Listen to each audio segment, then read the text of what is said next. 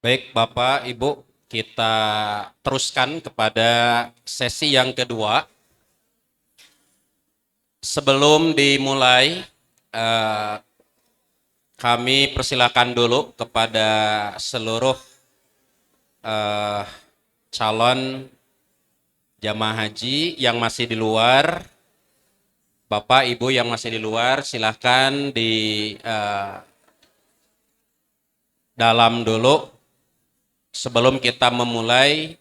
Ya, kami informasikan, silakan kembali ke tempat semula karena sesi yang kedua akan segera kita mulai. Sekali lagi, kepada Bapak Ibu yang masih di luar, kami persilakan untuk masuk kembali karena sesi yang kedua akan kita mulai.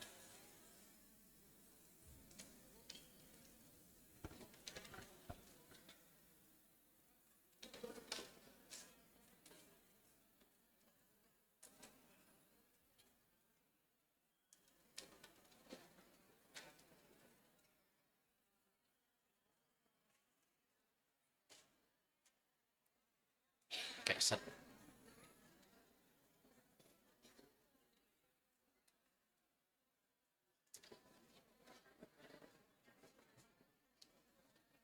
mangga ditartibkan heula calikna sateacan di kawitan. Mangga Bapak Ibu ditartibkan heula calikna.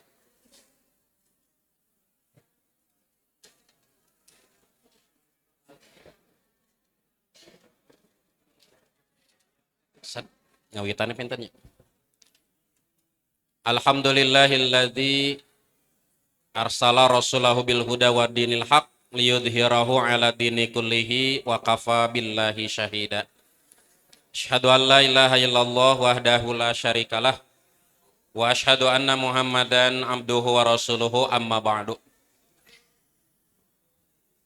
Ikhwatu iman yang dimuliakan Allah Subhanahu wa taala, baik kita masuk kepada sesi yang kedua sebagaimana telah disampaikan di dalam jadwal untuk eh, sesi yang kedua yaitu membahas tentang kaifiyah sholat, baik itu kaifiyah sholat wajib, sholat sunat, kemudian qashar dan jama qashar.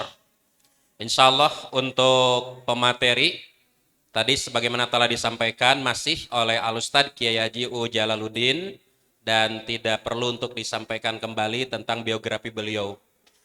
Dan materi insya Allah sudah ada di makalah dan Ibu Bapak bisa langsung melihatnya.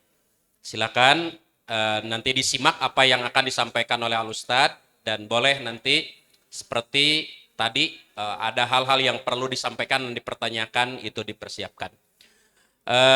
Kepada Al-Ustadz saya persilahkan.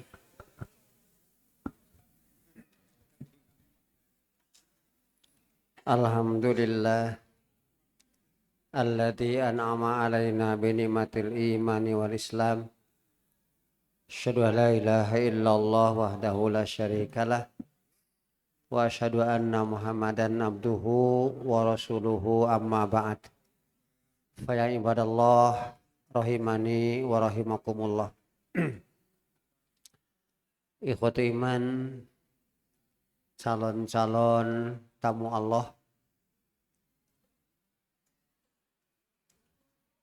pada sesi kedua ini kita masuk pada persoalan salat. Masalah salat tentu saja bukan sebatas salat wajib, tapi juga masalah salat sunat. Di lain pihak, ada kalanya salat itu dilakukan dengan sempurna, tam. Sewaktu-waktu juga dilaksanakan dengan qashar.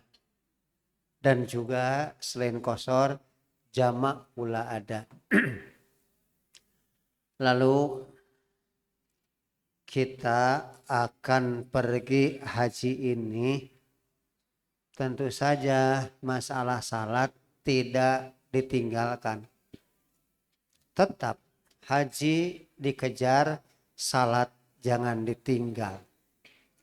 Buat apa haji dikejar, salatnya ditinggalkan? Tidak begitu. Karena itu sengaja Persatuan Islam dalam manasiknya persoalan salat dibahas, disampaikan. Saking pentingnya. Nah, hiwati rahimakumullah, untuk gambaran umum ini untuk salat itu pertama ada salat tam, sempurna, utuh, yang dua, yang tiga, yang empat, tam sempurna. Masalah yang kedua ada sebutan jama. Yang namanya jama itu melaksanakan dua salat dalam waktu yang bergandengan, yang bersamaan, masih waktunya itu. Salatnya dua, tapi pelaksanaannya waktunya nyambung di saat itu. Itu jama namanya. Itu nama kedua. Nama ketiga ada qashar. Qashar itu merupakan ringkas, potongan, qasrun, dipendekkan. Hanya berlaku untuk bilangan yang 4. Kita tidak bicara masalah sunat, misalnya yang wajib ya. Hanya berlaku bagi rakaat yang 4. Zuhur, asar, dan isya. Kalau dilaksanakan 4 itu jelas tam. Tapi yang 4 ini dilaksanakan di dua namanya qashar, ringkas ya. Gitu. Dilihat dari sisi bilangan rakaat. Ibu dan bapak jangan menuntut. Gitu. Maksudnya gimana? Ya kalau yang 4 jadi 2 berarti yang 2 jadi 1. Nggak begitu, nggak boleh. Lebih parah lagi, nanti yang 3 jadi 1,5. Enggak gitu. Jadi yang qashar itu hanya yang bilangan rakaatnya 4. Bagi yang 2, yang 3 tidak berlaku. Ya gitu. Lalu tadi ada nama tam, terus ada nama jama, ada nama qashar. Yang keempat ada nama jama qashar. Dan yang kelima ada jama tam lain lagi nanti ya. Jama qashar yang penting udah. Jama qashar ini begini. Pertama, 2 waktu salat dilakukan 1 waktu bersambung itu.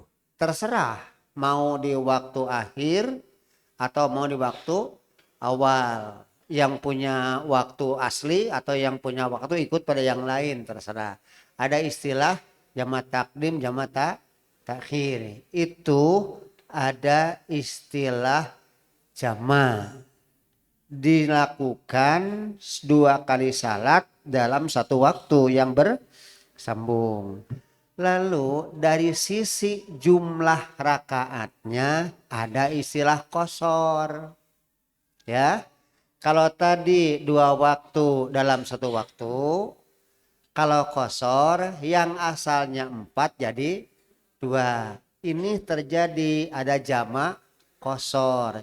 Ya disatukan dalam sisi waktu, ya diringkas dalam sisi jumlah rakaat. Paham? Mun teu paham kurang asem. Alhamdulillah nuhun Bu Pak. Terima kasih banget ya, saya senang. Baik, kita lihat yang pokok sekali salat dilakukan sambil berdiri. Nah, tentang perjalanan ini seringkali tidak mungkin salat sambil berdiri, maka nanti ada penjelasannya ya. Ibu dan Bapak nomor 4 ada ya di buku ya, di makalah 4 salat. Dasar perintah salat mengenai waktunya adalah surat Al-Isra ayat 78 79.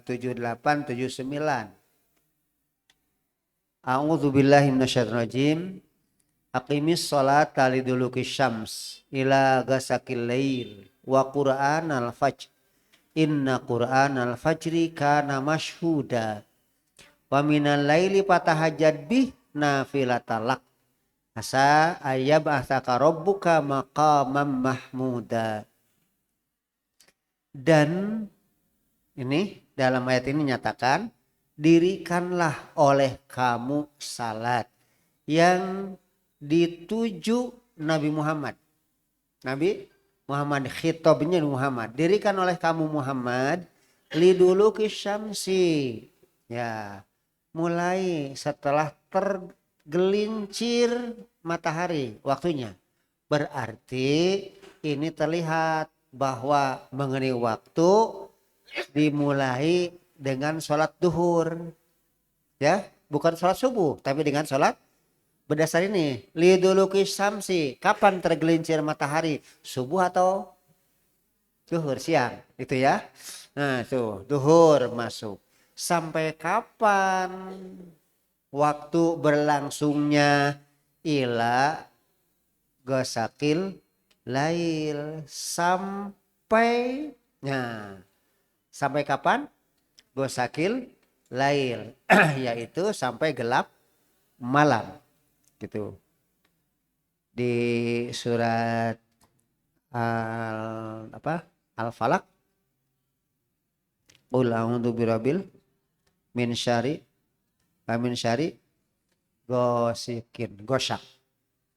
gosikin idza waqab, malam ya.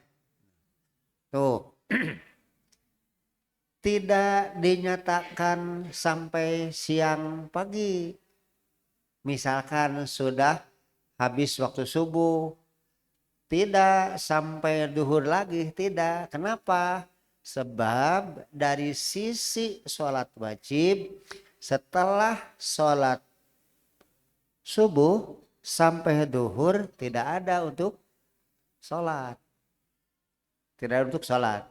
Tapi kalau setelah tergelincir matahari duhur sampai mau asar saja masih boleh sholat duhur. Terus asar di awal sampai mau maghrib saja asal belum masuk masih ada waktu. Dan selanjutnya maka dikatakan ila ghasaqil lail, untuk waktu dari duhur sampai isya ghasaqil lail. Ada langsung satu lagi wa qur'anal fajr. Yang dimaksud Qur'anal fajr itu sholat subuh. Bacaan di sholat subuh, maksudnya sholat di sholat subuh. Inna qur'anal fajri kana mashhuda. Sesungguhnya sholat subuh itu disaksikan. Hati-hati. Oh, yang disaksikan cuma sholat subuh. Sholat subuh aja yuk gitu kan. Yang lain mau disaksikan, bukan begitu. Semua pun tersaksikan dan yang menyaksikan. Kenapa subuh disebut? Ada keistimewaan.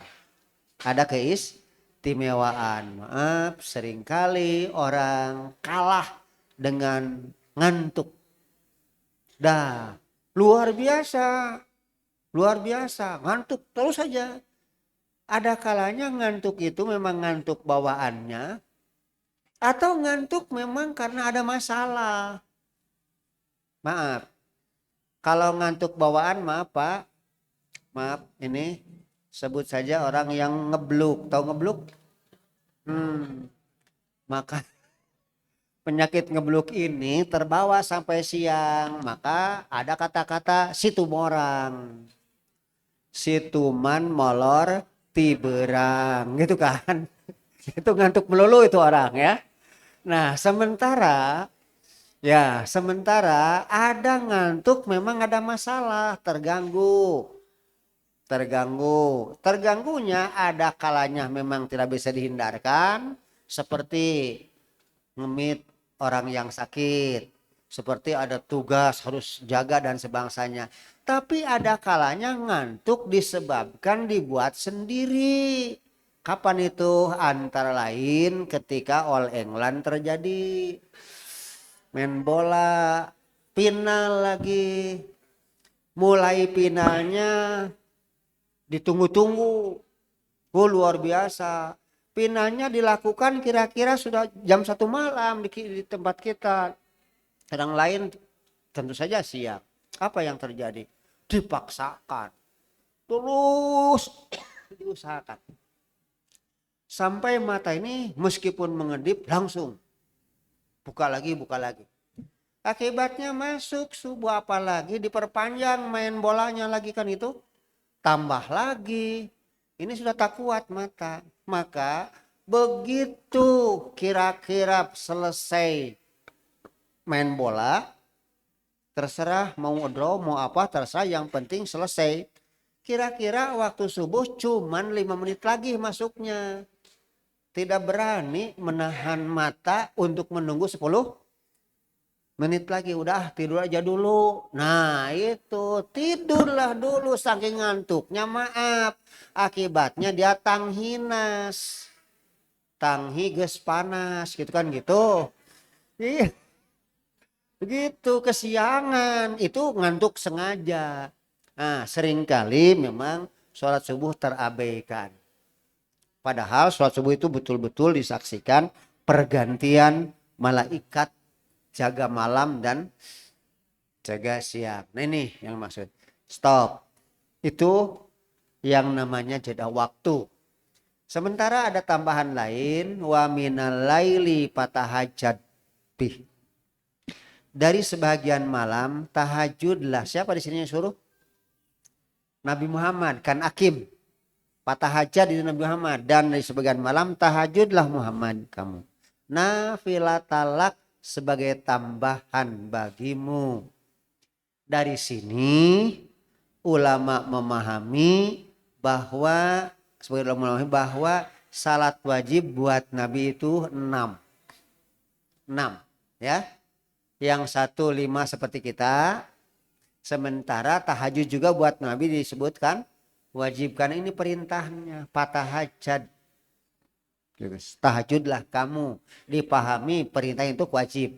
Maka dimatakan buat Nabi 6 waktunya.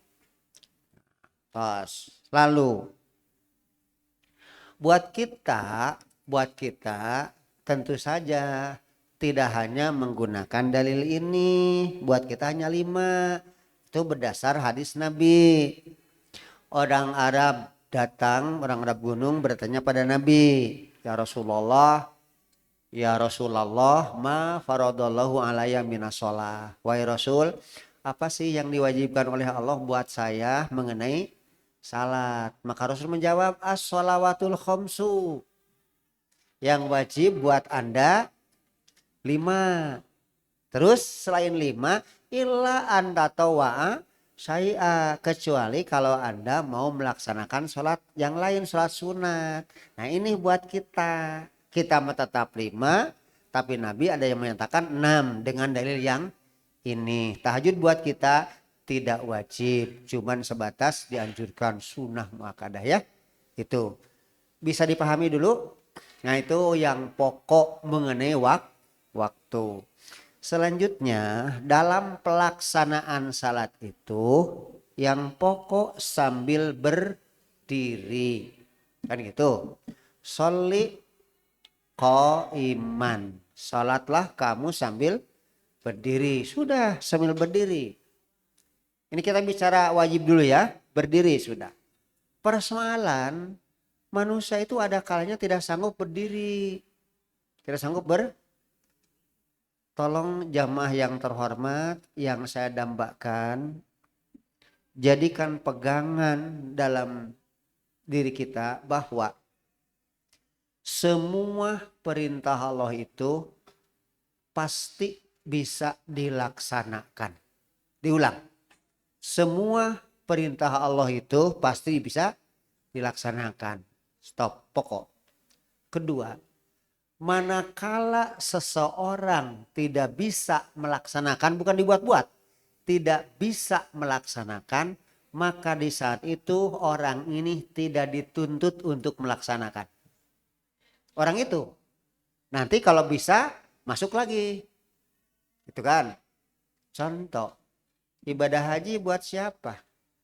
Man istata'a. Yang sudah mampu harus, ayo. Bagi yang belum mampu, di ayo juga, subhanallah. Gak bisa kan gitu. Buat dia tidak ada kewajiban ketika itu. Sudah. Nah, semua perintah pasti bisa dilaksanakan. Manakala manusia tidak bisa melaksanakan, tidak harus laksanakan seperti itu. Diberi jalan lain. Sama halnya salat pun. Salat diperintahkan sambil berdiri. Tidak semua orang satu saat bisa saja tidak mampu berdiri. Sementara sholat harus dilaksanakan. Jangan memaksakan. Lakukan. Tinggalkan berdiri. Tak wajib buatmu di saat itu. Maka yang wajib buatmu cara lain. Maka silahkan sholat sambil duduk. Masih tidak bisa, boleh sambil masih tidak bisa, cukup bacaan-bacaan. Masih tidak bisa, selamat jalan disolati orang, gitu kan gitu. Nggak bingung. Nah itu ya disolati orang, udah gitu. Nah itu kewajiban salat. Ibu dan bapak tolong perhatikan yang keterangan nomor 2. Yang tadi pokok ya, pokok perintah salat mengenai kisaran waktu.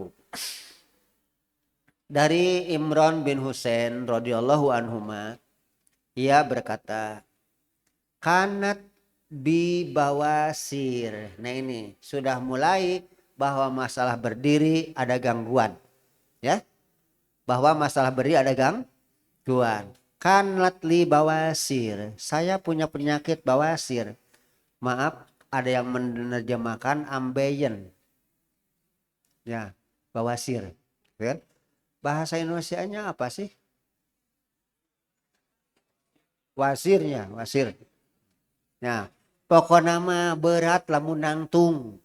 Bisa baik mun teu merjal wae teu kuat. Nah, terserahlah ya.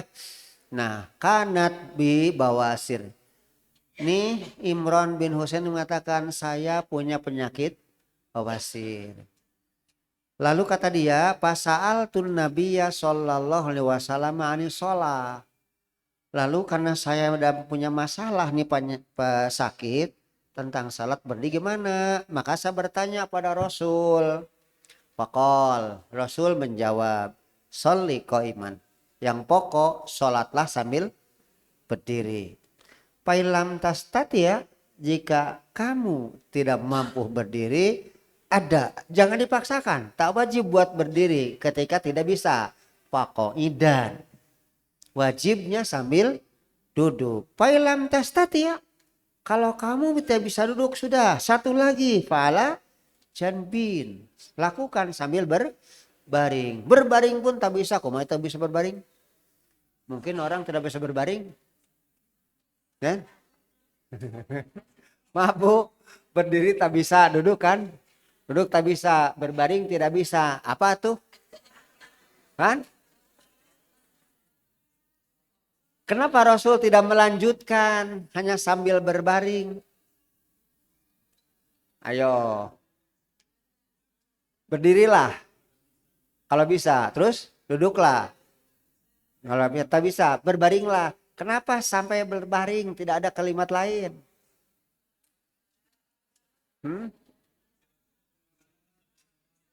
Berbaring itu dalam gerakan manusia kemampuan terakhir. Iya. Ah merongkol, berbaring teh ngan cenah merongkol eta teh gitu kan. Jongkok diuk teh eta teh gitu kan, cuman gayanya lain. Tidak ada.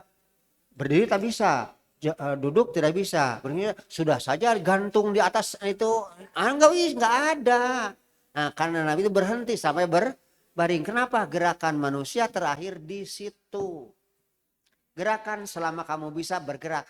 Tak bisa sama sekali itu yakin cuman bacaan isyarat ya gitu. Tapi tentu pelaksanaannya tidak akan terlepas dari berbaring. Baik Ibu dan Bapak, itu yang pertama dari penjelasan tentang salat. Lalu selanjutnya dalil yang kedua kita lihat dari Jabir dan Nabiyyu sallallahu alaihi wasallam maridan. Rasul sallallahu alaihi wasallam menengok, menjenguk, ngalayan yang sakit. Paro'ahu yusoli ala wisadatin. Rasul melihat orang sakit ini sholatnya ala wisadah di atas bantal bersandar. Di keterangan lain sampai bertumpuk tuh bantal. Dia berusaha mau berdiri, sudah saya begitu gitu berdiri. Rasul melihat orang ini bukan seneng, tapi ada sesuatunya yang dipaksa-paksakan. Sementara Allah itu yuridullahu bikumul yusra wala yuridu bikumul usra. Tak usah begitu. Maka apa yang lakukan Rasul? Paroma pihak. Rasul melemparkan bantal itu. Jadi bantalnya diambil, dijauhkan dari orang yang situ. Sabda beliau, sholli alal ardi. Sholat di atas bumi, maksudnya berdiri ya, sholat di atas bumi. Catatan, itu pun inistata'ta, jika kamu mampu. Wa illa, kalau tak mampu, fa'aumi imaan, berisyaratlah dengan sebuah isyarat. Isyarat, gerakan tak mungkin, tak bisa, sudah berisyaratlah. Yang tadi isyarat bisa hanya gerak bacaan dan sebangsanya. Nah terus, nah ini. Terus waj'al sujudaka, jadikan sujud kamu ahfadhu, lebih rendah. Lebih rendah min ruku ika, ketimbang rukumu. Teteh punten, ada yang pernah salat di atas kursi? Ada? Tidak aib, silahkan saja ada gitu. Nah, ini nih. Pelaksanaan ruku dan sujud ada bedanya ketika sholat dalam sambil duduk. Rasul menyatakan sujudmu jadikan lebih rendah daripada rukumu. Misal ibu dan bapak di kursi segini buat ruku ya. Gini. Sujud nanti agak bawahan lagi, tapi jangan sampai mencium sajadah lagi. Itu namanya sujud-sujud teh atuh, ya gitu kan. Nah, jadi bedanya nanti ketika kita salat sambil duduk, ruku agak atasan biasa, sementara sujud agak bawahan. Cukup membedakannya seperti itu, tidak usah mengejar ini kena ke bawah atau sengaja bantal saja dikeataskan, nggak bisa, nggak usah begitu, lakukan seperti itu. Ini indahnya ajaran Islam, ya indah, tidak ada alasan untuk tak sholat semampu Anda gitu kan. Nah ini di keterangan lain Bu, ada istri ini di kamarnya banyak tambang tali tambang. Tuh. Apa-apaan ini, aku Rasul memegang tambang itu ketika sedang sholat. Rasul langsung memarahinya dan dibuka. Tidak begitu, sholat sambil berdiri atau sambil duduk, tak bisa sambil berbaring, selesai sudah. Maaf Bu, Pak, kalau orang sengaja salat berdiri begitu kan pakai tambang, gambarkan rukunya gimana? Sambil pegang tambang gitu. Sujudnya gimana? Apalagi tambah-tambah. Nggak usah begitu-begituan. Lakukan sampai di mana kamu bisa. Nah, Ibu, Bapak, hadis-hadis ini nanti insya Allah berkaitan dengan pelaksanaan kita ketika salat. Sakit sudah jelas. karena ini kita sedang haji di kendaraan. Ya, ini di kendaraan. Yo, harus bagaimana kalau sholat sambil berdiri? Oh, harus berdiri, silakan. Begitu datang waktu sholat di kapal, semua orang berdiri. Gimana? Ya Allah, ya Karim, berdiri. Nah, subhanallah. Rukunya, mau sujudnya gimana? Geser dulu kursinya. Gak usah begitu. Tergambar kalau sedang ruku lalu ada travel udara kan gitu, kapal menghentak, wah tisolongkot. Kalau dia misalkan tersungkur, jangan menyalahkan salat. Ya, kalau dalam bahasa Sunda, jung nang tung, gog na gog, bumi alam masa muter, tijuri solangan salah maneh. Diuk, diuk, gitu kan gitu ya, diuk. Nah, berdiri tak bisa sambil duduk. Insya Allah nanti ibu dan bapak mempraktekkan. Bisa saja ketika di mana, di udara, di kapal atau di bis, bisa saja. Sebab mungkin saja nanti ada waktu yang tidak mungkin untuk jamaah atau qashar, sementara waktu sudah masuk dan kendaraan tidak mungkin turun lagi misalkan. Sudah di kendaraan bisa. Patokannya biasa Allahu Akbar begitu. Lantas ketika ruku gini, ketika sujud agak bawahan. Gitu. Tentang tahiyat biasa di atas ini angkat gitu ya. Tidak begini melulu. Cara saya begini, tahiyat baca biasa begini kan. Nah ini ketika dalam kendaraan. Lalu ibu dan bapak masuk persoalan qashar yang tadi. Apa masalah qashar yang tadi? Gini.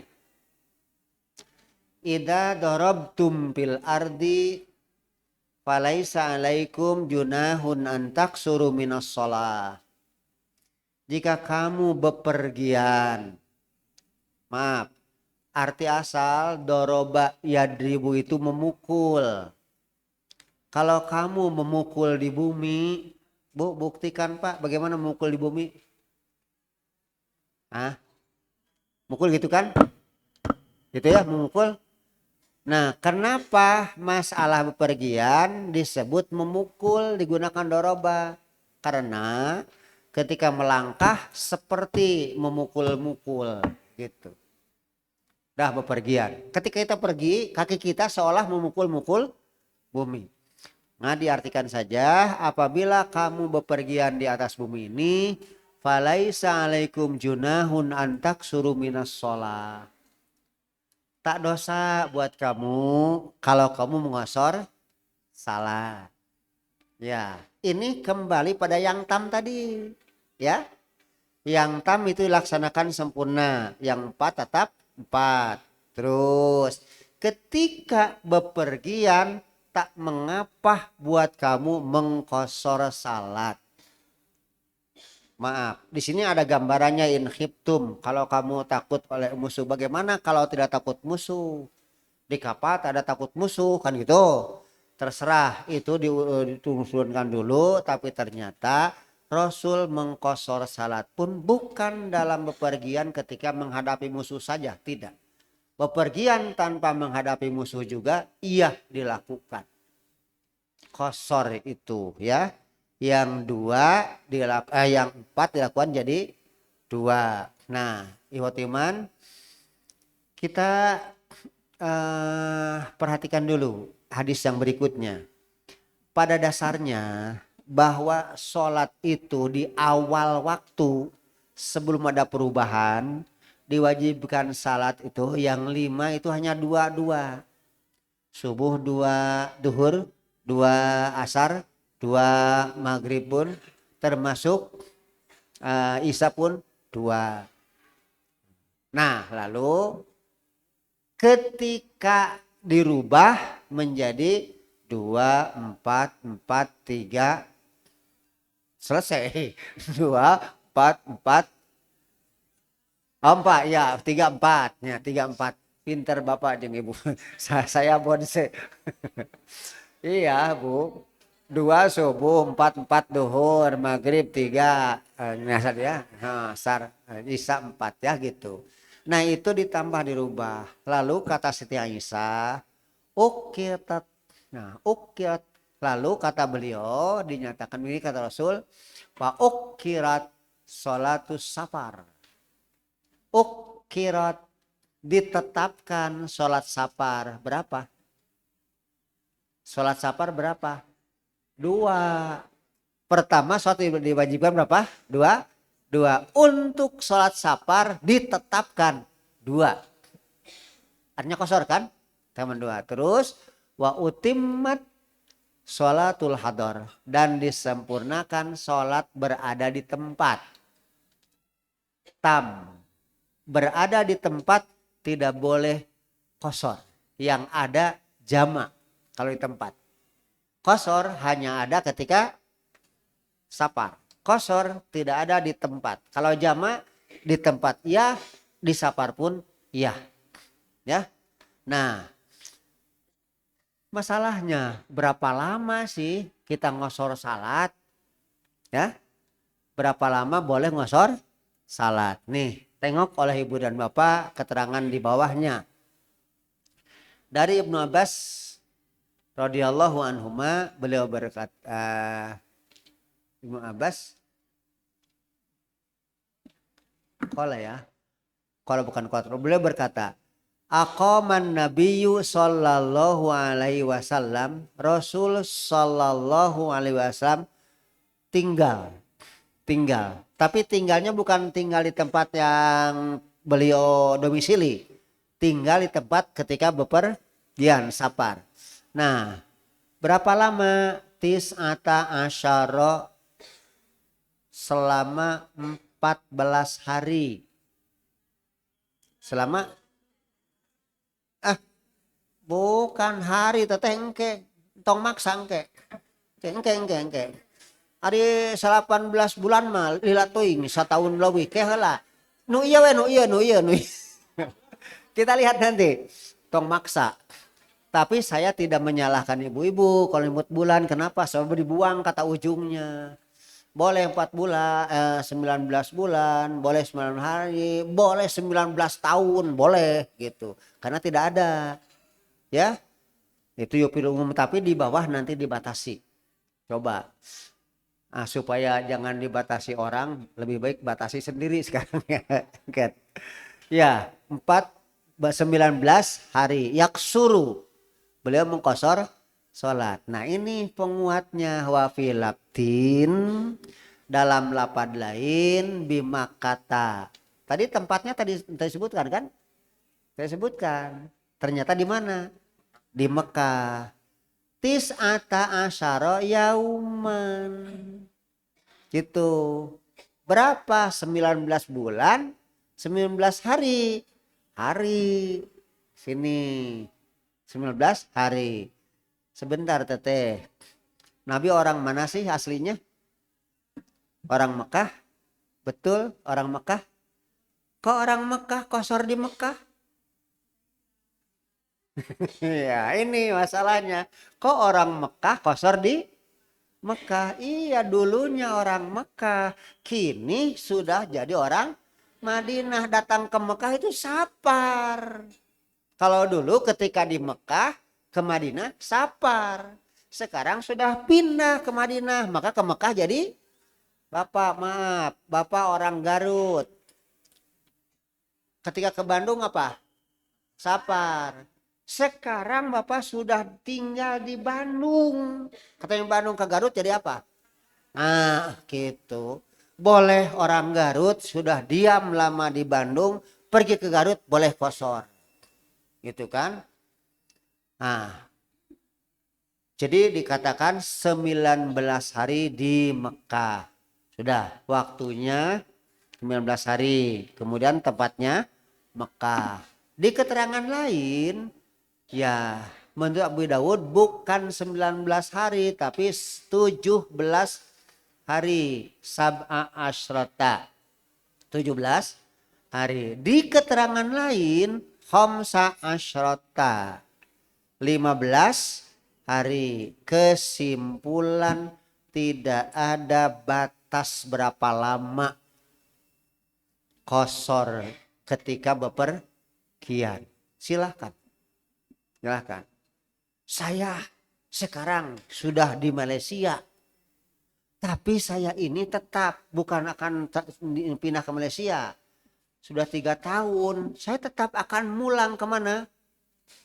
Silahkan qashar selama 3 tahun pun. Kalau memang itu masih dianggap safar. Tidak untuk pindah ke sana. Jadi pelaksanaan qashar tidak terbatas waktu berapa hari-harinya.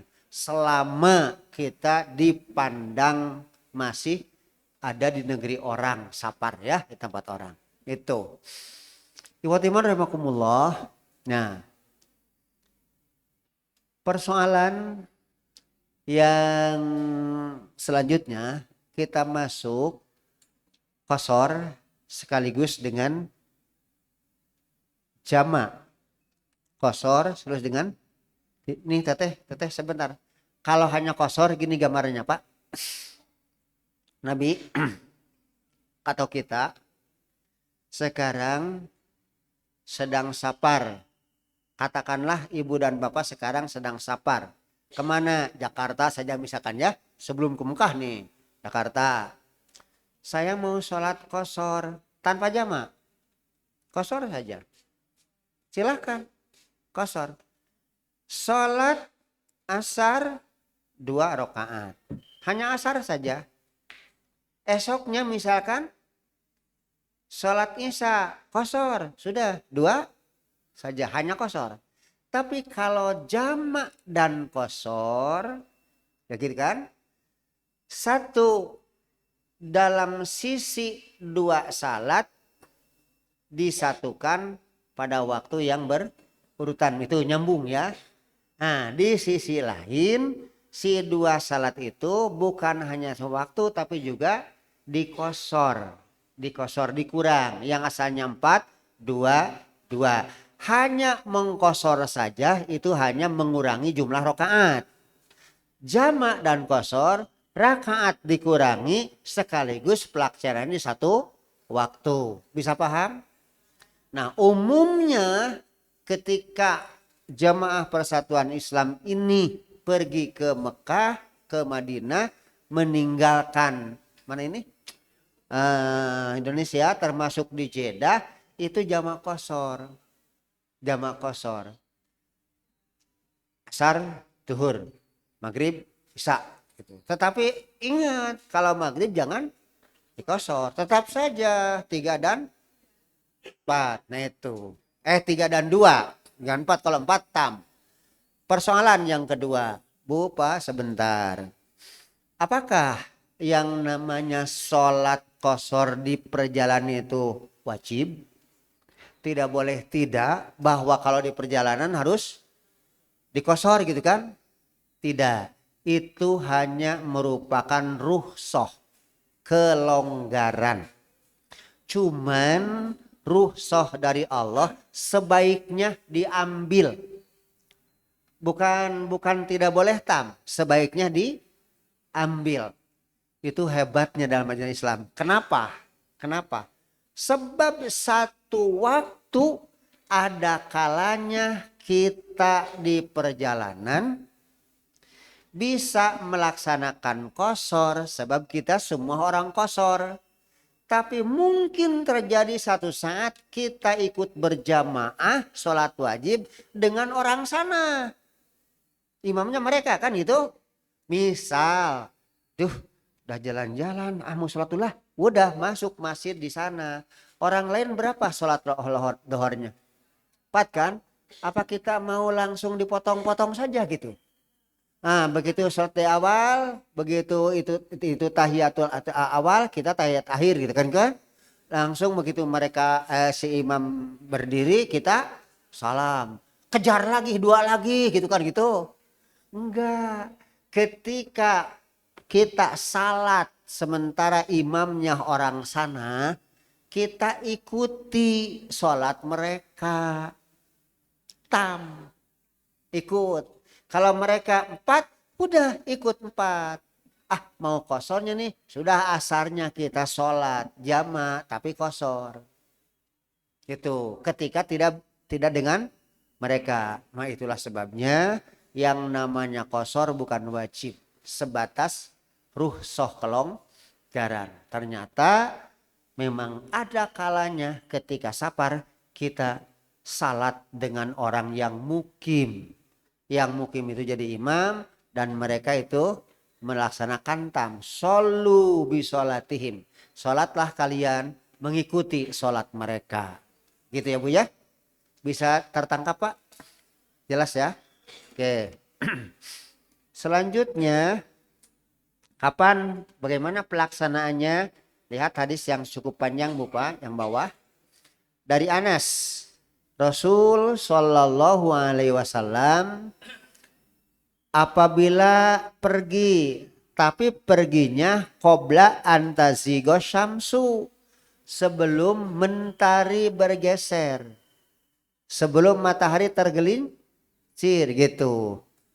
Mau pergi nih, cuman masih ada di tempat. Matahari taruhlah masih 11:30 misalnya, berarti belum masuk ya. Nah itu belum ada masalah kosor. Nah maka dilakukan akhara duhro, akhirkan duhur.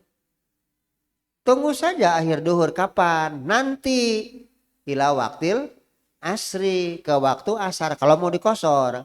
Tsumma nazala, setelah masuk waktu asar beliau turun pajama bainahuma, disatukan dua-duanya. Nah, sebelum matahari tergelincir masih ada di tempat, jalan terus. Tapi jangan dulu sholat, jalan aja terus. Nanti kalau sudah masuk safar silahkan lakukan. Ya, masuk nih waktu sudah tergelincir matahari, sholat dulu silahkan. Mau di awal atau diakhirkan silahkan. Yang penting dilakukan setelah ada di perjalanan. Tetapi pain zagoti syamsu, jika ternyata matahari sudah tergelincir, kapan? Qobla an yartahila duhro. An yartahila sebelum pergi. Ini sholat duhru Bu, Bapak maaf, itu bukan bo tapi zo. Ya bukan bo tapi zo, itu salah tik gitu ya. Dirubah saja. Kata orang mah do palu gitu kan. Do bukan do sabit tapi do. Nanti kalau ada yang mau reaksi silakan. Sholat duhur. Nah gini Bu. Sekarang belum pergi. Ada nih.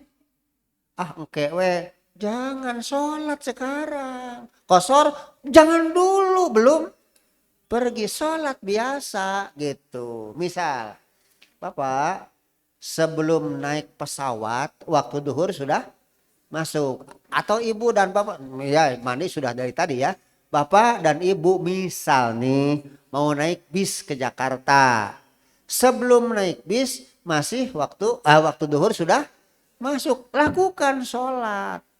Kalau belum masuk safar, kecuali kalau ibu sudah merasa safar, saya mana jauh rumahnya, datang ke sini teh sudah merasa safar, belum naik bis, waktu ini karena saya sudah safar perasaan, sudah silakan. Bagi yang belum merasa safar, sholat tam, ya lakukan gitu. Qoblan summa rokiba, lantas Rasul naik kendaraan. Pada riwayat Al-Hakim dalam hadis Al-Bain dengan sanad yang sahih diterangkan sholat duhro sama duhro wal asro, sholat duhur dan asar. Sholat duhur dan asar dilakukan, berarti dijama ini. Boleh silahkan. Kemudian menurut riwayat lain dalam Abu Nuaim dalam Mustajab Muslim, karena idaka napi sabar, ternyata Rasul apabila berada di perjalanan pasalatis syamsu, matahari tergelincir, sholat duhro wal asro jami'an, Beliau sholat duhur dan sholat asar dijama, disatukan.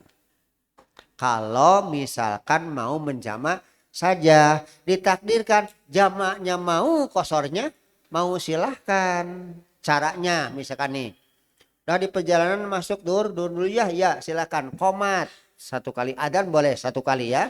Qomat sholat duhur. Setelah beres sholat duhur 2 rakaat, qomat lagi. Berapa? Berarti 2 kali qomatnya ya. Yang pertama untuk duhur, yang kedua untuk asar. Sholat 2 dan tidak ada sholat sunat. Di keterangan lain walam yusabbih, Rasul tidak melaksanakan sholat sunat, gitu bilang. Yang ada subuh tetap, tentang tahajud silahkan ada. Lalu dari Mu'ad ia berkata, kharajna ma Rasulillahi sallallahu alaihi wasallam, kami keluar bersama Rasul sallallahu alaihi wasallam fi ghazwati Tabuk, ketika perang Tabuk. Fakana yusolli duhra wal asra jami'an. Beliau sholat duhur dan sholat asar di jama'. Lalu wal maghriba wal isya'a jami'an. Juga sholat maghrib serta sholat isya di jama'. Artinya boleh selama di perjalanan sholat jama' saja, atau sholat qashar saja, atau sholat jama' dan qashar. Begitu.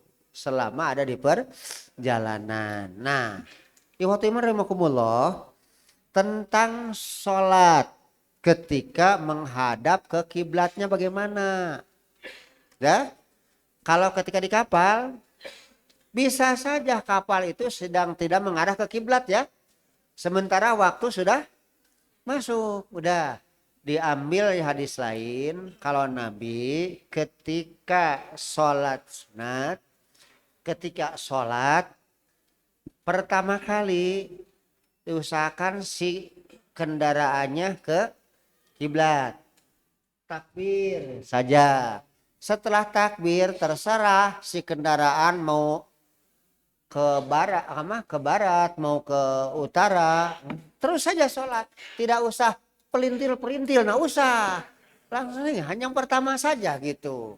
Cuman persoalannya kalau di pesawat, ibu mau membalikan pesawat bisa bapak? Nggak bisa, jangankan pesawat, mobil juga nggak bisa tuh, di tol balikan dulu nggak bisa begitu. Sudah saja usahakan, maka ada paham di sini. Ya, pokoknya sementara usahakan reret saja. Yang lain enggak, pokoknya lakukan saja. Dalil yang digunakan ainama tuwallu fasamma wajhullah. Kemanapun kau menghadap, disitulah zat Allah. Dalam kondisi sulit silahkan. Silahkan, gitu ya. Jadi tentang kiblat seperti itu.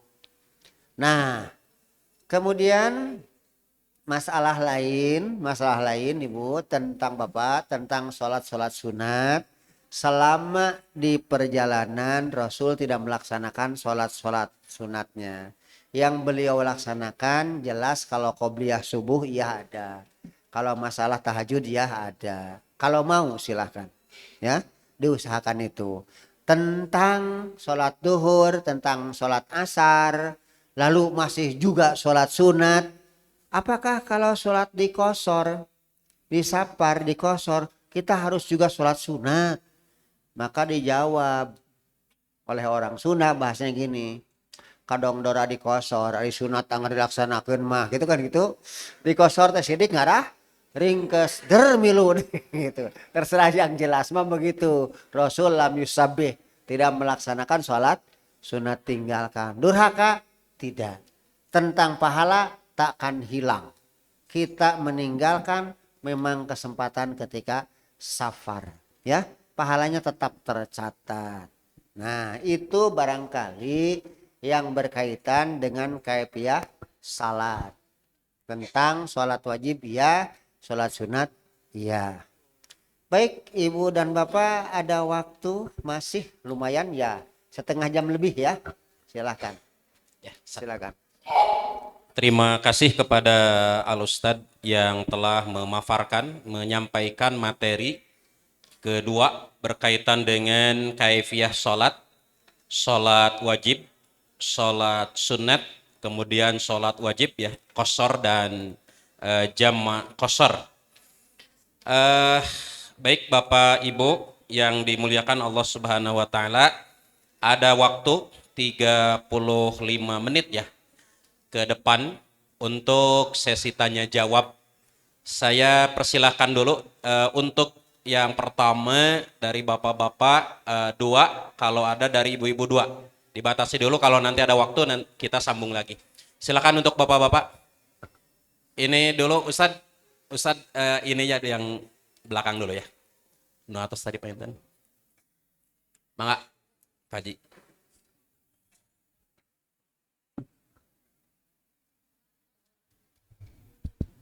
Terima kasih Ustaz atas waktunya. Perkenalkan, nama saya Ayi Jamaluddin dari Ranca Ekek. Tadi kaitan dengan sholat qashar Pak Ustaz, saya kadang-kadang suka ada keraguan, terutama dalam hal apakah ukuran sholat qashar itu dengan jarak atau waktu tempuh itu Ustaz. Itu kalau ini saya udah pergian, apakah ini saya itu layak nggak salat di qashar itu, jamak qashar gitu kan. Terus yang kedua tadi terkait masalah waktu, lamanya waktu mengqashar itu kan tidak ada waktunya ya Pak Ustaz ya. Nah ini bagaimana kaitan yang sekolah misalnya di luar negeri Pak Ustaz, sekolahnya kan bisa bertahun-tahun, apakah itu masih bisa diberlakukan jamak qashar Pak Ustaz? Ya, terima kasih Ustaz. Assalamualaikum warahmatullahi wabarakatuh. Terima kasih. Ditampung dulu Ustaz mintanya atau langsung? Tampung dulu.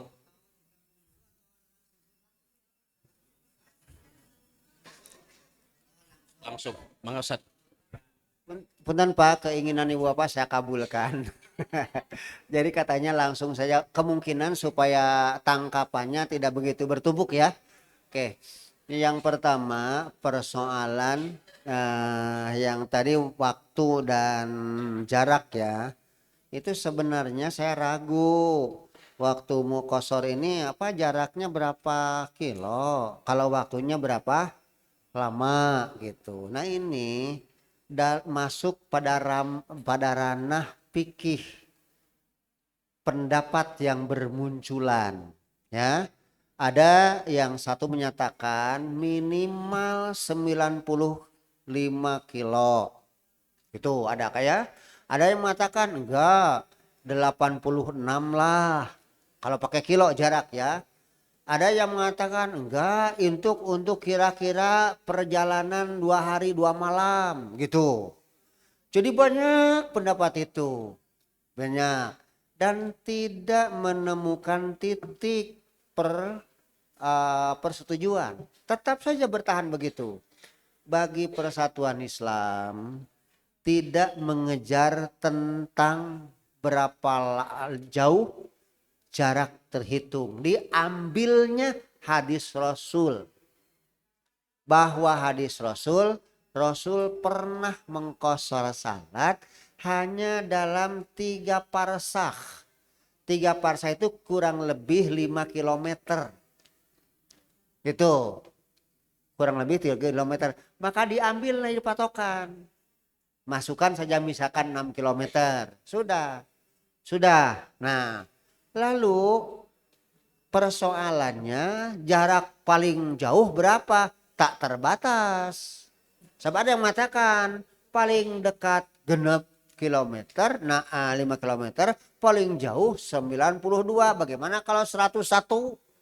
Kan gitu.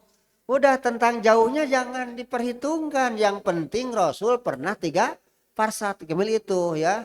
Nah, yang diukur oleh jarak kita kira-kira ya 5 kilometer, 6 kilometer antar itu. Sudah lakukan. Persoalan yang kedua tentang waktu. Kalau waktu sudah jelas ya.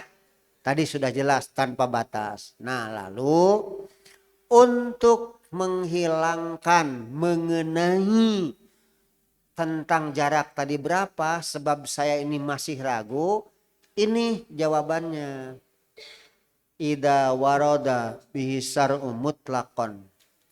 la dobiton lahu wala pillugo yurja'u ilal urfi.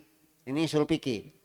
Kalau ada syariat datang, ada ketentuan syariat datang, ada dalilnya tetapi tidak diterangkan menurut syariat itu apa yang disebut qashar, tidak ada ya, tentang jarak dan semangsanya. Kemudian secara bahasa pun tidak ada, untuk sholat qashar itu tidak ada. Maka yurja'u ilal urfi, dikembalikan pada sapar maksudnya, dikembalikan pada kebiasaan. Maaf Bu Pak, yang namanya sapar secara bahasa dalam umum apa? Pergi kan? Pergi. Maaf. Ibu dari rumah, Bapak dari rumah mau beli roti ke depan, sapar enggak? Kalau sapar diartikan perjalanan, itu jalan kan? Apa ibu dan bapak mau ngomong itu sapar? Enggak. Secara kebiasaan enggak sapar itu mah. Jangan diambil. Maka kembali kebiasaannya itu sapar itu bagaimana? Nah, untuk itu diambillah, untuk menentukan sapar dan tidaknya dikembalikan pada orang itu. Anda merasa sapar enggak? Gitu. Kalau Anda sudah merasa sapar, udah silakan. Kalau Anda tidak merasa sapar, jangan. Masalahnya pertama, qashar itu tidak wajib, hanya pilihan, kan? Yang kedua, dalam ibadah harus pasti, harus yakin. Kalau kita merasa safar, silakan. Maaf Pak, Bu, bagi orang tertentu pergi 5 kilo saja sudah merasa safar. Tapi bagi orang-orang tertentu lagi sudah 45 kilo pun dia tidak merasa sapar. Gitu kan? Jangan diambil. Silakan saja. Nah, dikembalikan kepada al-urf, kebiasaan. Yang itu kebiasaan bergantung siapa yang melakukan dan di tempat mana terserah. Itu ya. Nah, tentang apa tadi? Lamanya waktu tidak? Tentang lamanya tidak ya. Lalu tentang waktu tidak ada batas, maka lahir persoalannya bagaimana kalau sekolah di luar negeri. Terserah mau sekolah mau kuli pun silahkan. Ya, maaf Bu Pak, yang kuli ada gitu tahunan ada. Ke Jepang saja umumnya 3 tahun. Kalau orang tersebut selama ada di Jepang merasa sapar, silahkan. Silahkan. Satu saat saya mau tam saja, silahkan. Silahkan ya. Di luar negeri kuliah, karena beasiswa dapat, pertukaran mahasiswa. Berapa lama? Sampai 2-3 tahun. Merasa sapar enggak? Merasa, silahkan. Saya mah enggak merasa sapar, jangan. Itu ya. Itulah Pak ya. Silahkan nomor 2. Pak, mangga palidela di depan. Pakai mic. Bismillahirrahmanirrahim. Nama Suharno dari Kutawaringin. Izin bertanya Ustadz. Ketika kita bertayamum di dalam pesawat, lantas kita mengerjakan sholat rusuh itu yang tadi dijelaskan, misalkan jama' takdim, jama' gitunya, antara lohor sama asar, ketika kita menarik asar gitunya, terus kita menunggu masa maghrib gitu, terus kita tertidur Ustadz di dalam pesawat. Nah, tidur itu akan membatalkan ketika kita tayamum atau tapi belum batal gitu Ustadz. Gimana? Ketika kita mengerjakan jama' sholat lohor Dan asar. sama asar gitu ya. Terus kita menunggu maghrib Ustadz. Ya, di dalam pesawat. Terus kita tertidur misalkan. Tertidur di dalam pesawat. Dalam keadaan nyender gitu ya Ustadz. Apakah tayamum kita batal Ustadz? Terus pertanyaan kedua, ketika kita rusuh sholat di dalam pesawat dalam keadaan duduk, apakah kita bisa berjamaah gitu Ustadz? Sedangkan sebelah kita misalkan istri kita, apakah kita boleh gitu berjamaah gitu? Kan sedangkan wanita kan di belakang imam gitu Ustaz. Jadi pertanyaannya apakah boleh kita berjamaah gitu Ustaz di dalam pesawat dalam keadaan duduk gitu Ustaz. Makasih Ustaz. Assalamualaikum. Tuntut Bu, tuntut. Sekarang satu ya baik. Terima kasih Bapak, pertanyaannya bagus. Nih, yang pertama, ketika kita sudah tayamum ya. Kalau sudah wudhu, wudhulah terserah ya. Mau tayamum, wudhu terserah. Terus di pesawat sholat. Karena duhur sudah masuk. Langsung saja setelah sholat duhur. Langsung sholat asar gitu kan. Di jamaah. Menunggu maghrib. Ketiduran gitu. Lalu begitu bangun waktu maghrib sudah masuk. Pertanyaannya tayamum lagi atau enggak? Punten taroskeun ka bujur itu teu gitu kan, gitu kan. Tanyakeun. Mana Bu? Ini gambarnya begini. Ini daerah perselisihan juga. Ada yang mengatakan harus tayamum, harus wudhu karena sudah tidur. Ada yang mengatakan tidak. Yang jelas sesuatu itu dilakukan dalam ibadah harus berdasar keyakinan. Tegas, tidak boleh ngambang. Kalau Bapak ragu, buat. Sudah tayamum. Tapi kalau Bapak yakin belum, sudah. Yang penting tadi saya sudah punya wudhu, sudah punya tayamum itu kan. Udah. Pokoknya tidak terasa, yang penting mudah. Kenapa ada orang mengatakan bahwa harus wudhu? Sebab katanya yang namanya mata itu merupakan kunci buat dubur. Kalau mata terpejam, dubur bisa terbuka gitu. Itulah. Tetapi jangan lupa di zaman Rasul sahabat menunggu sholat isya. Di antara mereka ada yang ngantuk lama. Ketika mau sholat isya mereka tanpa wudhu gitu kan. Data mah sakedeung rek lila. Nu penting macan ngebeletuk gitu kan gitu ya. Nah itu masalahnya. Jadi hilangkan keraguan. Kalau ragu silahkan wudhu. Kalau tidak yang penting tadi saya sudah punya suci ya. Laksanakan. Terus berjamaah apa boleh? Qashar berjamaah boleh ada imam dalam pesawat. Iya, kita ke dalam kan kalau berdiri itu ketika dalam posisi normal ya, tetapi dalam kondisi di kendaraan jelas duduk. Boleh enggak sholat sambil duduk? Enggak boleh kata siapa, silakan. Malahan ada keterangan idza sholal imam qa'idan fasolu qu'udan gitu kan begitu. Ada artinya boleh mau berdiri kalau bisa, tak bisa sambil duduk berjamaah. Insya Allah Bu Pak, nanti kalau takdirkan Ibu dan Bapak di kendaraan itu salat, terutama salat yang dijaharkan, umumnya kalau sholat asar, sholat duhur itu tadi komando masing-masing. Tapi boleh enggak sholat berjamaah ini? Silahkan, boleh. Tapi kalau sholat maghrib atau isya atau subuh di kendaraan, itu biasa ada imam ya.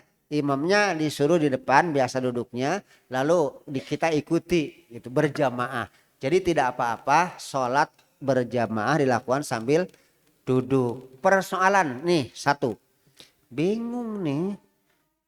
Yang namanya sapi itu laki-laki di depan. Terus perempuan tempat duduk di kapal nggak begitu gitu kan gitu ya. Nah, masalah lagi gimana? Dalam posisi keterpaksaan bukan masalah. Bu Bapak jangan berpikiran hanya di pesawat. Di Masjidil Haram saja pada saat-saat manusia membludak dan susah, itu ada kalanya kaum istri ada di depan kaum pria. Itu bahkan ada kalanya ini laki-laki berjejer berbaris dengan perempuan. Untuk diatur tak mungkin. Silakan saja. Namun ketika dalam posisi tenang itu pasti askar. Hus, pindah. Begitu. Tapi dalam posisi jejal begitu dipindah-pindah gak mungkin. Silahkan lakukan. Allah tidak menuntut dalam hal yang tidak kita kuasa melakukan. Ya, itu madorot. Kalau sengaja jelas tidak boleh. Ya, silakan Ibu barangkali ada dari Ibu. Saya persilakan, Pak. Ya, silakan. Mangga Ibu nya di Pak Inun. Silakan Bu. Nganggo mic.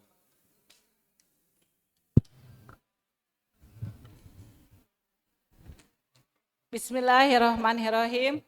Nama saya Ibu Siti Juleha, nama panggilan Ibu Eha dari PC Balai Endah. Ustaz.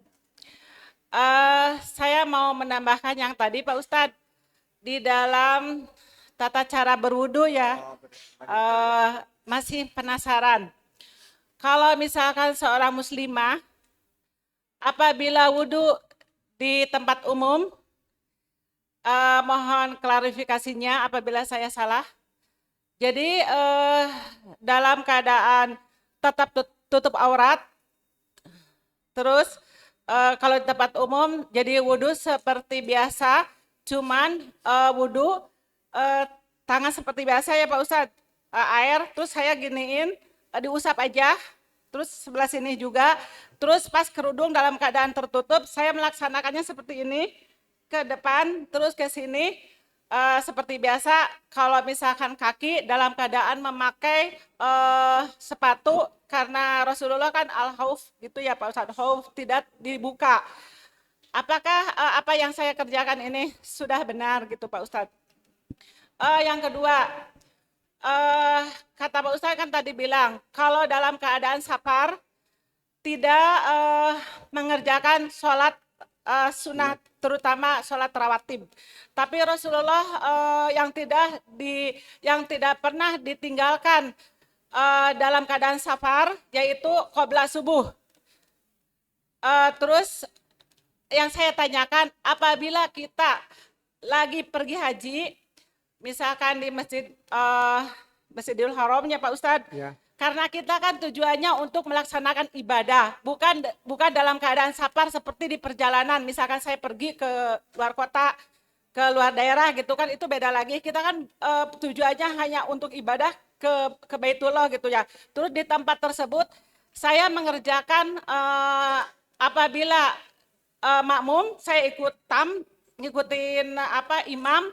Terus misalkan duhur ya Bu, ya Pak Ustadz, terus asarnya mungkin saya kosor, terus saya melaksanakan, kalau misalkan duhur kan ada qobla, ada ba'da, qobla 4, ba'da 2, saya kerjakan semua apa yang sunah-sunah itu termasuk tahajud. Apa itu lebih baik karena kita dalam keadaan ibadah di Baitullah gitu Pak Ustadz. Terima kasih. Alhamdulillah. Benten patarosan teh ini norolong pohara. Aduh ya. Baiklah Bu ya, kita kalau kalau ada yang tidak tertangkap tolong dikasih tahu ya. Ini yang pertama tadi tentang wudhu di tempat umum. Bu perhatikan Pak, wudhu di tempat umum pun ada kalanya memang tempatnya itu tidak terbuka, ada kalanya ya. Tidak setiap wudhu di tempat umum terbuka. Ada kalanya tempat umum itu tertutup. Dalam posisi tertutup dan memungkinkan ibu melakukan itu seperti biasa, lakukan seperti biasa. Tali yang terbuka sudah tadi dikatakan. Loh iya, jangan diulang sudah. Yang jelas seperti tadi Rasul pun mengusap imamah. Lah yang ditanyakan ibu justru bukan mengusap tapi mencuci bagian tangan kan gitu ya. Tangan tadi buka. Maaf Bu. Saya tanya dulu, gini masalahnya. Kalau tangan diusap atau dicuci? Nah itu bedanya. Kalau diusap gak masalah.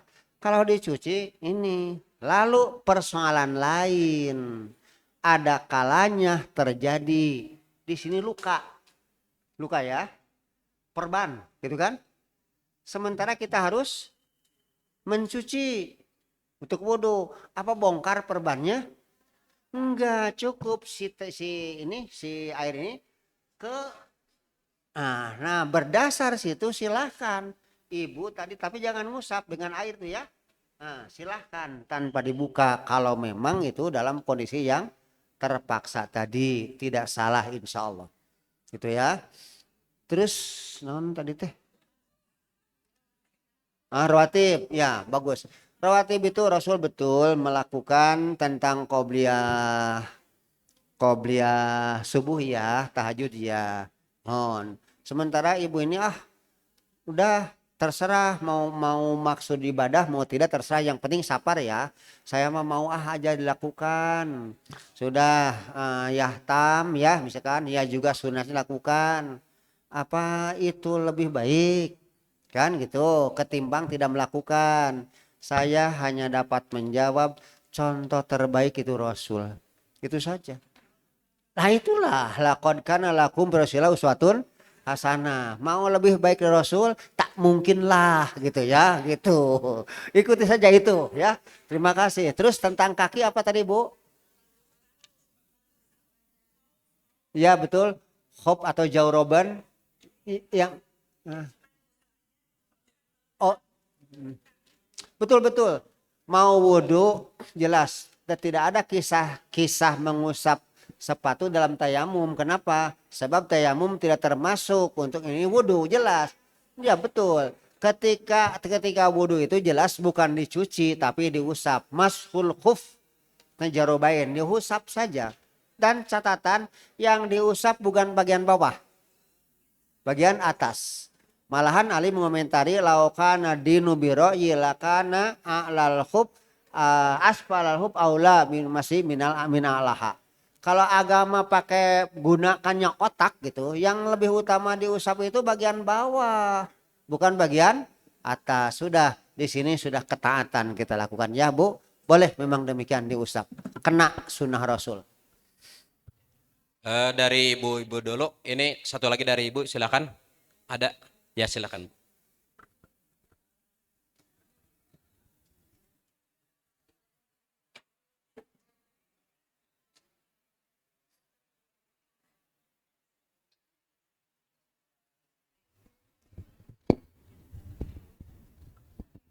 Bismillahirrahmanirrahim.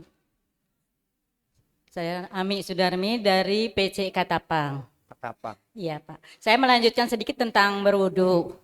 Apakah Pak Ustadz setelah berwudu haruskah masih tetap harus melaksanakan sholat syukur wudu walaupun kita dalam bertayamum? Itu saja yang ditanyakan keraguan. Syukrul wudu. Iya, dalam syukur wudu apakah kita harus melaksanakan sholat syukur wudunya? Iya. Ya itu aja Pak Ustadz yang ditanyakan. Ya. Terima kasih Pak Ustadz. Iya, terima kasih. Ibu dan Bapak, kalau tentang rawatib sudah ya teh ya. Bahwa Rasul tidak. Sekarang syukrul wudu. Bagaimana saya mau sunat syukrul wudu nih gitu. Apa boleh? Sebentar. Karena Rasul itu dalam posisi sholatnya yang ditinggalkan itu hanya apa namanya tadi? Nah, bagaimana tentang syukrul wudu? Boleh enggak? Termasuk duha gitu kan itu. Oke, tentang duha Rasul pernah duha di perjalanan sengaja. Nah, tempat mana di mana harus itu ada sudah. Silahkan kalau duha. Sekarang syukrul wudu mengejar ucapan Bilal. Mengejar ucapan Bilal. Diminta oleh Rasul Bilal, coba tolong terangkan pada saya pekerjaan apa yang kamu begitu seneng, begitu istimewa dalam Islam dari amal apa? Sebab aku dengar deritan gesrukan betul-betul gesrekan naon garutan pan ketukan gesekan ya. Nah, gesekan terumpahmu terdengar di dekat surgaku gitu. Bilal menjawab, ya Rasulullah saya tidak punya amal yang istimewa kecuali saya ini kalau wudhu baik malam ataupun siang, gitu kan? Baik malam ataupun siang, saya pasti melaksanakan sholat itu 2 rakaat setelah berwudhu itu. Di sini tidak ada diterangkan sedang bepergian. atau tidak diterangkan sedang mukim. Cuman dari kata-kata tidak pernah saya tinggalkan, baik siang atau malam, maka di perjalanan pun ada siang ada malam. Saya sementara ini saya berpendapat syukur dulu silahkan. Gitu ya, gitu silahkan. Monggo. Bapak Ibu, ada waktu 10 menit lagi kita buka. Ini atas tadi tacan Sat. Oh ya, silakan.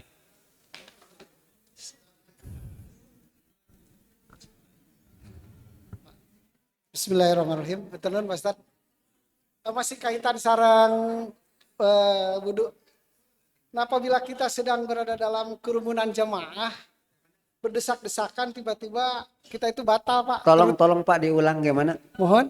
Upami orang dalam keadaan masih kaitan sarang batal Pak. Batal. Mohon wudhu.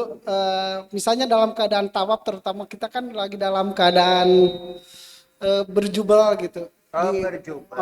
Berjubel. Terus kita batal. Sementara tempat wudhu kita kan dekat Pak. Tapi tidak memungkinkan untuk ke sana. Apakah kita melanjutkan tawaf itu harus memaksakan kembali ke tempat wudhu atau tayamum gitu Pak? Nah itu yang pertama. Yang keduanya kaitannya dengan jama dan qashar. Selama ada di sana, sebaiknya apa yang banyak kita lakukan ibadah di sana Pak? Salat apa yang sekiranya bisa memberikan nilai ibadah kita selama di Mekah? Salat apa gitu misalnya untuk mengisi kegiatan sehari-hari gitu Pak. Baik. Terima kasih. Assalamualaikum warahmatullahi wabarakatuh. Iya. Baik, terima kasih. Ibu Bapak, ini ternyata ya yang saya tadi buka tadi terjadi sekarang. Kan tadi kalau panasan dan masalah yang termin pertama ya tadi ternyata memang betul. Ini lebih sorotannya lebih ke ini, banyak beberapa diangkat. Nah, termasuk yang ini. Jadi alhamdulillah saya tidak salah gitu, ngasih kesempatan. Ini Bapak ya. Ini dalam kondisi sudah berwudu lalu tawaf. Ingat bahwa ketika begitu beres salat ada sholat. Begitu beres tawaf ya, ada sholat 2 rakaat. Karena itu diusahakan sebelum tawaf itu punya wudu. Terserah mau mandi silahkan, mau wudu silahkan, yang begitu. Pertanyaannya, ketika tawaf itu berjubel dan ada kalanya luar biasa, duka kagencet, duka kasih geng, teka tahan gitu kan. Nah, keluar itu angin itu, terserah mau cis mau peletuk terserah keluar. Persoalannya mencari persoalan tempat di mana untuk wudu. Yang kedua ya, bukan itu lagi, kembalinya juga bingung. Ingat, kita sedang safar. Sudah wudu. Nah, itu salah saya ya, salah saya. Sudah tayamum lah, lakukan. Tayamum kapan lo jelema?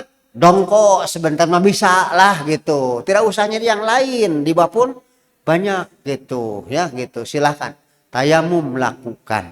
Jadi bisa dilakukan itu. Sebab kalau ibu dan bapak mencari juga tempat berwudu, itu belum jadi jaminan bisa melaksanakan. Pulangnya lagi. Nah itu sudah patokan kita sedang safar. Gitu ya. Sedang safar. Bukan karena ada air atau tidak ada air, yang penting kita sedang safar. Bisa dipaham Pak ya? Jadi boleh tayamum saja. Hanya itu Pak Asep, hanya itu atau? Oh iya, sholat apa yang sekiranya dapat mengisi supaya pahala tidak hilang? Yang tadi tentang sholat qobliyah ya ada. Tentang sholat duha silahkan. Tahajud silahkan. Justru saya maunya yang mengimbangi mana tadi? Yang mengimbangi rawatib. Hati-hati di sini justru kembali kepada kebiasaan orang. Kalau orang itu biasa saum, biasa salat, taruhlah sholat malam, tapi satu saat dia tidak bisa meninggalkan. Mungkin karena safar, mungkin karena sakit ya, sakit. itu dia tidak melaksanakan salat atau mau sholat tahajud nih kesiangan, tidak biasa salat, gimana? Tetap bagi yang sudah biasa meski tak terlaksanakan ganjaran takkan hilang. Ganjaran tidak akan hilang, sudah dicatat, tidak usah mencari yang lain-lain, ya gitu. Lakukan saja itu ya. Terima kasih. Begitu maksudnya Ya. Pak? Ya. Ya, mangga tiasa kapayun. Mana ya? Bismillahirrahmanirrahim. Pun berkali-kali ya naroskeun teh da oyong jelas gitu. Bade naroskeun teh ieu perkawis tadi dina sapar.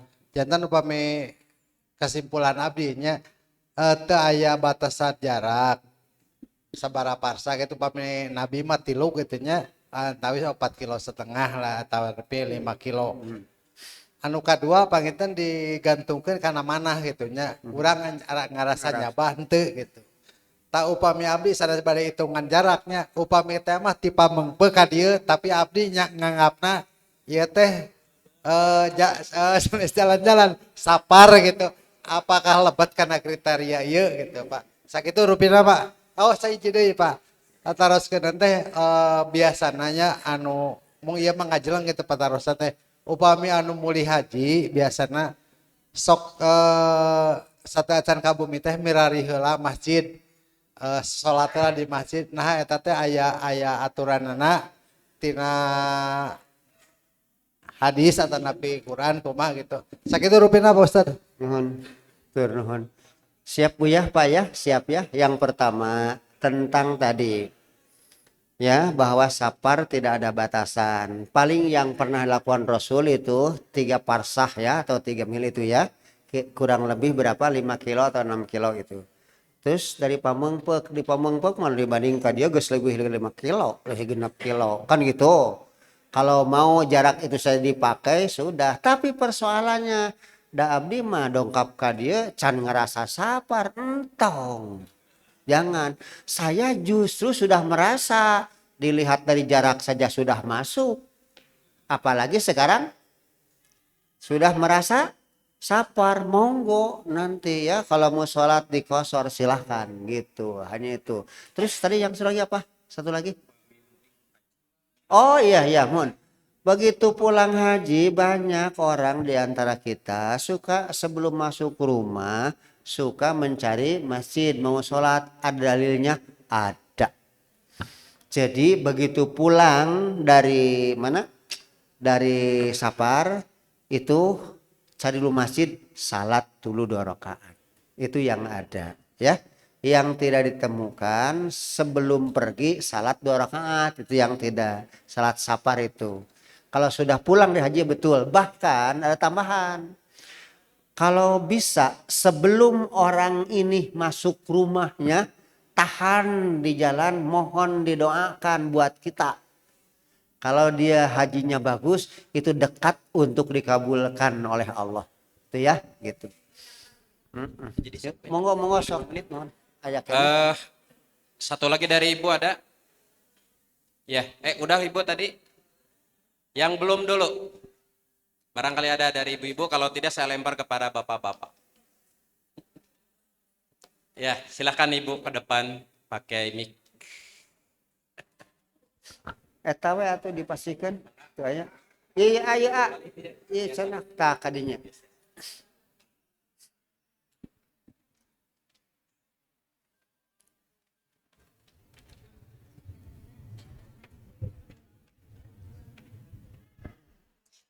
Bismillahirrahmanirrahim. Saya Siti Munawaroh dari PC Margahayu, Pak. Ya. Mohon izin Ustadz yang mungkin biar kami lebih yakin lagi. Jadi ada pendapat bahwa kalau misalkan kita di kereta api, di perjalanan ini atau di pesawat, karena ada air ya Pak Ustadz. Karena ada air. Karena ada air, sebaiknya kita berwudu atau tayamum. Ya, begitu. Dan yang kedua, untuk jamaah ibu-ibu biasanya kalau di Mekah itu kita seandainya sudah di tempat sholat begitu Pak, kita sudah di Masjidil Haram mau sholat, kita batal. Terus kita ke air, di tempat air tidak ada tempat berwudu. Jadi bolehkah kita juga di situ tayamum? Ya, begitu Ustaz. Terima kasih. Assalamualaikum warahmatullahi wabarakatuh. Iya, pertanyaan dari Ibu kayaknya untuk menguatkan ya. Ibu, pendapat orang bisa saja berbeda, tapi kita berpijak yang utamanya ke dalil, gitu kan? Pendapat orang bisa berbeda. Kata orang, kalau di kereta api mah ada air, wudhu saja, gitu kan gitu. Itu pendapat silahkan. Tetapi secara dalil, tolong Qur'annya sendiri menyatakan wa in kuntum maridon au ala safarin. Sudah jelas-jelas itu. Perginya pakai kereta api terserah. Pakai onta terserah. Apalagi kalau pakai kuda pakai onta bisa turun kan gitu. Nah, bisa terserah. Yang penting kita dalam safar. Sudah boleh tayamum. Saya mah mau wudhu saja. Tidak ada paksakan. Karena ini hanya boleh. Tapi kalau tidak ada air jelas wajib tayamum itu. Sama halnya ibu-ibu misalkan di Masjidil Haram salat. Ya Allah ya Karim. Batal lagi. Mau sholat gimana? Mau mencari WC sulit atau ada tapi penuh luar biasa. Sudah jika ibu sedang dalam safar tayamumlah gitu ya. Jadi saya bingung patokannya itu. Kalau safar sakit boleh tayamum. Gitu. Terima kasih Ibu dan Bapak. Kayaknya waktunya sudah pas ya. Ya. Terima kasih. Terima kasih kepada Al Ustadz yang telah menjawab beberapa pertanyaan dari ibu-ibu dan bapak-bapak. Mudah-mudahan apa yang disampaikan berkaitan dengan kaifiah sholat yang telah sangat jelas disampaikan oleh Al Ustadz ini betul-betul menjadi ilmu atau menjadi pemahaman sehingga yakin apa yang akan dilaksanakan itu betul-betul penuh dengan keyakinan atau berdasarkan ilmu ya yang telah diketahui. Ikhwatu iman yang dimuliakan Allah Subhanahu wa taala, barangkali untuk pertemuan hari ini dicukupkan. Materi kaifiyah wudu dan kaifiyah toharah dan kaifiyah salat telah selesai. Insya Allah setelah ini nanti diteruskan kepada pengumuman oleh Bidgar Haji dan Umroh Al Ustadz Haji Jainal dan Haji Endang Mabtuh. Terima kasih atas perhatian dan mudah-mudahan Allah Subhanahu wa taala memberikan kelancaran kesehatan kepada ibu dan bapak sehingga nanti betul-betul bisa melaksanakan dalam pelaksanaan ibadah hajinya. Saya persilakan kepada Ustadz Ridwan atau kembalikan lagi acara kepada Ustadz Ridwan dulu. Aqulu qauli hadza wa astaghfirullah li wa lakum. Assalamualaikum warahmatullahi wabarakatuh.